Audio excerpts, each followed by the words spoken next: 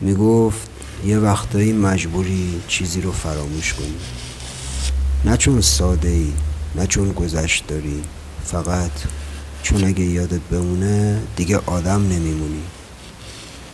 اسمش حاج رضا بود، یه پدر قدیمی با دستایی پینه بسته و نگاهی که انگار یه عمر با بغض سازش کرده بود.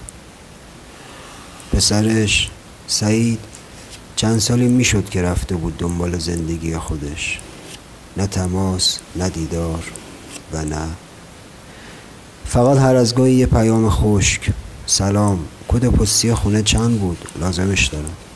یا اگه تونستی اون سندو بده پک بیاره اداره. نه دلم برات تنگ شده ای، نه بابا حالت چطوره ای، هیچ، فقط نیاز. یه شب زمستونی حاج رضا نشسته بود کنار بخاری و یه دفتر قدیمی جلوش بود. دفتر یادداشت‌های همون روزایی که سعید تازه دبیرستان میرفت.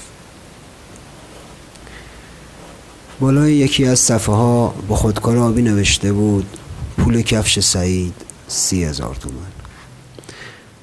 یادش اومد که سعید اون موقعی که باباش داشت اینو مینوشت گفت ناراحت نباش بابا، خودم بزرگ که شدم برات بهترین کفش دنیا رو میخرم.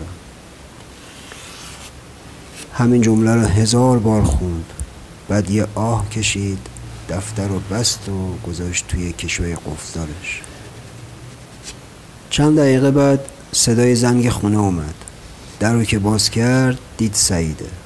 بعد از 3 سال، صورتش خسته، صداش بیرو.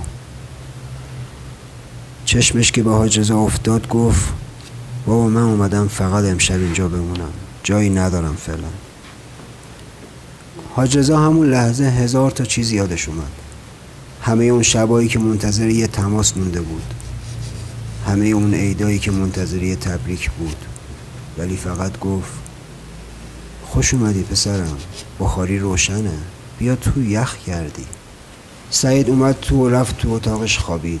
نیمه شب حاج رضا رفت تا پتو بندازه روش، دید پسرش داره تو خواب زمزمه میکنه ببخش بابا، ببخش. لبخند زد، پتو رو آروم کشید تا گردنش به یاد بچگی های سعید و از اتاق رفت بیرون.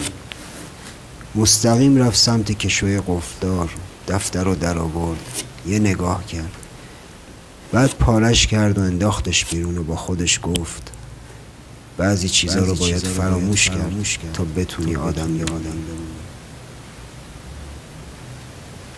بهش فکر کن.